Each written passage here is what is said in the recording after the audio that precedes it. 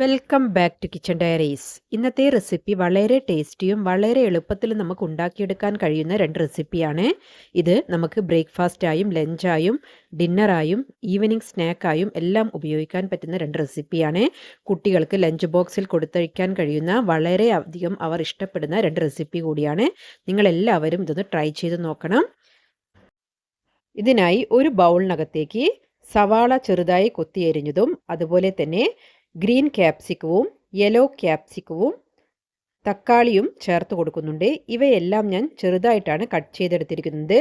അതുപോലെ തന്നെ ഈ ഓരോ വെജിറ്റബിൾസും ഞാൻ 3 ടേബിൾ സ്പൂൺ അളവിലാണ് ഇതിനകത്തേക്ക് ചേർത്തിരിക്കുന്നത്. പിന്നീട് ഇതിലേക്ക് 1/2 ടീസ്പൂൺ അളവിൽ ചില്ലി ഫ്ലേക്സും ആവശ്യത്തിനുള്ള ഉപ്പും ചേർത്ത് കൊടുക്കുക. അതിനുശേഷം ഇവയെല്ലാം നന്നായിട്ടൊന്ന് മിക്സ് ചെയ്ത് കൊടുക്കുക.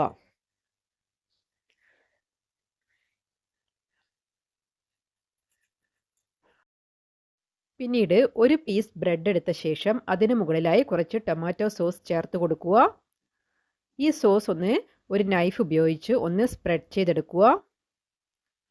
ആ ബ്രെഡിൻ്റെ മുകളിൽ എല്ലാ ഭാഗത്തും എത്തുന്ന വിധത്തിൽ ഇതൊന്ന് സ്പ്രെഡ് ചെയ്തതിന് ശേഷം പിന്നീട് നമ്മൾ ഇതിന് മുകളിലായി വെച്ച് കൊടുക്കുന്നത് നമ്മൾ നേരത്തെ തയ്യാറാക്കി വെച്ചിരിക്കുന്ന വെജിറ്റബിൾ മിക്സാണ്.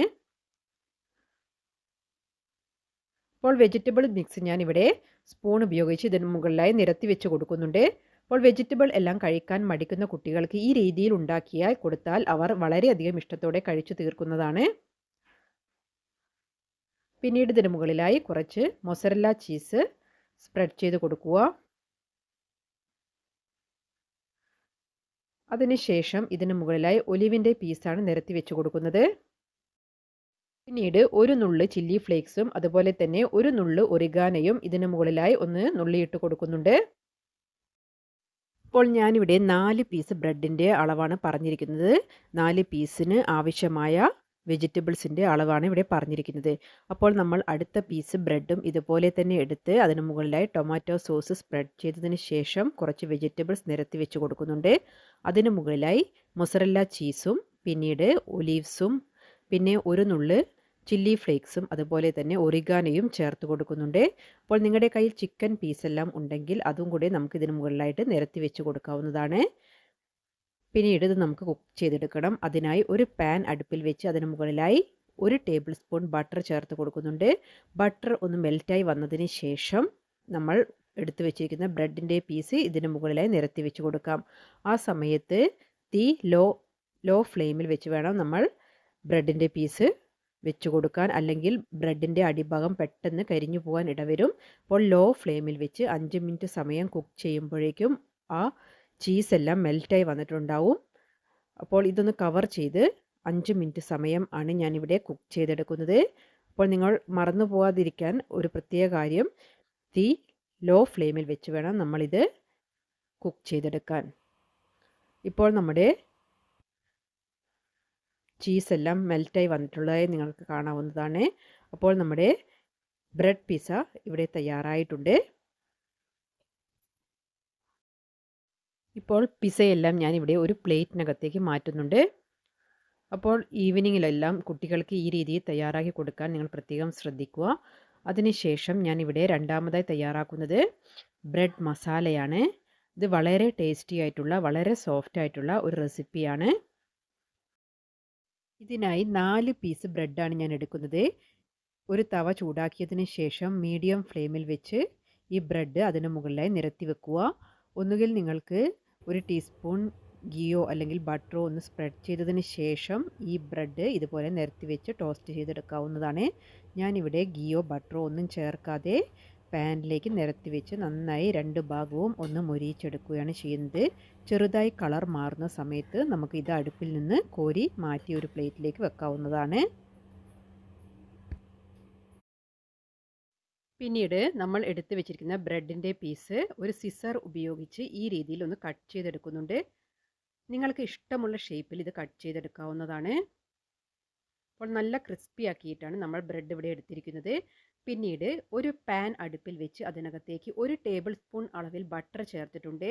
അതിനകത്തേക്ക് ഒരു ചെറിയ കഷ്ണം ഇഞ്ചിയും 2 അല്ലി വെളുത്തുള്ളിയും ചെറുതാക്കി കട്ട് ചെയ്ത് ഇതിനകത്തേക്ക് ചേർത്തിട്ടുണ്ട്. അതിനുശേഷം തീ മീഡിയം ഫ്ലെയിമിൽ വെച്ച് നന്നായി ഒന്ന് വഴറ്റിയെടുക്കുക. ആ ഇഞ്ചിയുടെയും വെളുത്തുള്ളിയുടെയും പച്ചമണം മാറുന്ന സമയം വരെ ഇതൊന്ന് വഴറ്റിയതിന് ശേഷം പിന്നീട് ഇതിനകത്തേക്ക് ഒരു മീഡിയം വലുപ്പത്തിലുള്ള സവാള ചെറുതാക്കി കട്ട് ചെയ്ത് ചേർത്ത് കൊടുക്കുന്നുണ്ട്. അതിനുശേഷം ഒരു പച്ചമുളക് ചെറുതാക്കി കട്ട് ചെയ്തതും ചേർത്ത് കൊടുക്കുന്നുണ്ട്. അപ്പോൾ ഈ സവാളയെല്ലാം ഒന്ന് സോഫ്റ്റായി കിട്ടുന്ന സമയം വരെ നമുക്കിതൊന്ന് വഴറ്റിയെടുക്കാം. പിന്നീട് ഇതിനകത്തേക്ക് ചെറിയൊരു തക്കാളി ചെറിയ കഷ്ണങ്ങളാക്കി കട്ട് ചെയ്ത് ചേർത്ത് കൊടുക്കുന്നുണ്ട്. ഇതിലേക്ക് ആവശ്യത്തിനുള്ള ഉപ്പും ചേർത്ത് കൊടുക്കുക. ആ തക്കാളിയെല്ലാം ഒന്ന് ചെറുതായി കുക്കായി കിട്ടുന്ന സമയം വരെ നമുക്കിതൊന്ന് വഴറ്റിയെടുക്കാം.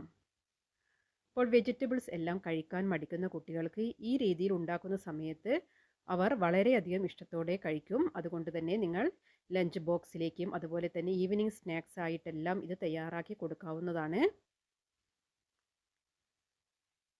അപ്പോൾ ഇതെല്ലാം ഒന്ന് വഴന്നതിന് ശേഷം പിന്നീട് ഇതിനകത്തേക്ക് ആവശ്യത്തിനുള്ള മസാലകൾ നമുക്ക് ചേർത്ത് കൊടുക്കാം.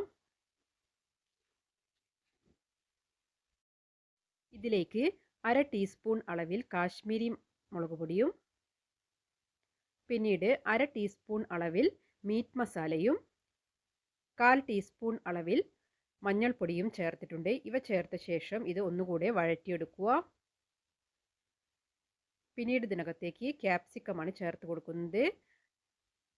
3 ടേബിൾ സ്പൂൺ അളവിൽ യെല്ലോ ക്യാപ്സിക്കവും അതുപോലെ തന്നെ 3 ടേബിൾ സ്പൂൺ അളവിൽ ഗ്രീൻ ക്യാപ്സിക്കവും ഞാൻ ഇതിനകത്തേക്ക് ചേർത്തിട്ടുണ്ട്. ക്യാപ്സിക്കം ചേർത്തതിന് ശേഷം കൂടുതൽ സമയം കുക്ക് ചെയ്യേണ്ട ആവശ്യമില്ല. ഒന്ന് വഴറ്റിയതിന് ശേഷം നമുക്കിതിലേക്ക് ബാക്കിയുള്ള കാര്യങ്ങൾ ചേർത്ത് കൊടുക്കാം. ഇതിലേക്ക് പിന്നീട് ഞാൻ 4 ടേബിൾ സ്പൂൺ അളവിൽ ടൊമാറ്റോ കച്ചപ്പാണ് ചേർത്ത് കൊടുക്കുന്നത്. ടൊമാറ്റോ കച്ചപ്പ് ചേർത്തതിന് ശേഷം ഒന്നുകൂടെ വഴറ്റിയതിന് ശേഷം നമ്മൾക്ക് നേരത്തെ കട്ട് ചെയ്ത് മാറ്റി വെച്ചിരിക്കുന്ന ബ്രെഡിൻ്റെ പീസെല്ലാം ഇതിനകത്തേക്ക് ചേർത്ത് കൊടുക്കാം. അപ്പോൾ ഞാനിവിടെ ബ്രെഡിൻ്റെ പീസെല്ലാം ഇതിനകത്തേക്ക് ആഡ് ചെയ്ത് കൊടുക്കുന്നുണ്ട്. അതിനുശേഷം ഇത് നന്നായിട്ട് മിക്സ് ചെയ്യുക. ആ ടൊമാറ്റോ പേസ്റ്റും അതുപോലെ തന്നെ മസാലയും എല്ലാം ആ ബ്രെഡിൻ്റെ എല്ലാ ഭാഗത്തും എത്തുന്ന വിധത്തിൽ നന്നായിട്ട് തന്നെ മിക്സ് ചെയ്തെടുക്കുക. അപ്പോൾ ഇത് നന്നായി മിക്സായി കിട്ടുന്ന സമയം വരെ ഇതൊന്ന് ചൂടാക്കിയെടുക്കുക. അതിനുശേഷം നമുക്ക് ഫ്ലെയിം ഓഫ് ചെയ്യാവുന്നതാണ്. ഇതിന് മുകളിലായി ഞാൻ ഇവിടെ കുറച്ച് മല്ലിയില ഗാർണിഷ് ചെയ്യുന്നുണ്ട്. ഇപ്പോൾ നമ്മുടെ വളരെ ടേസ്റ്റി ആയിട്ടുള്ള ബ്രെഡ് മസാല ഇവിടെ തയ്യാറായിട്ടുണ്ട്. അതുപോലെ തന്നെ പിസയും തയ്യാറാക്കിയിട്ടുണ്ട്. പിസയും ഞാൻ 4 പീസ് ബ്രെഡ് ഉപയോഗിച്ചിട്ടാണ് തയ്യാറാക്കിയിരിക്കുന്നത്. അതുപോലെ തന്നെ ബ്രെഡ് മസാലയ്ക്കും 4 പീസ് ബ്രെഡാണ് ഉപയോഗിച്ചിരിക്കുന്നത്. അപ്പോൾ നിങ്ങളെല്ലാവരും ഈ രീതിയിലൊന്ന് ട്രൈ ചെയ്ത് ഇതിൻ്റെ ഫീഡ്ബാക്സ് എല്ലാം കമൻസായി താഴെ രേഖപ്പെടുത്തുക. ഈ ചാനൽ ഇഷ്ടമായാൽ ലൈക്ക് ചെയ്യുക, ഷെയർ ചെയ്യുക. Thank you for watching. അപ്പോൾ നിങ്ങൾ ആദ്യമായിട്ടാണ് ഈ ചാനൽ കാണുന്നതെങ്കിൽ ആ നോട്ടിഫിക്കേഷൻ ഒന്ന് എനേബിൾ ചെയ്യുക.